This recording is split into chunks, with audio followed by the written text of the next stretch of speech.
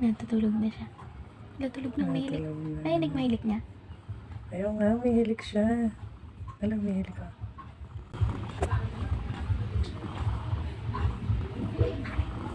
Ibig sabihin, komportable daw yung pusa pag ganyan.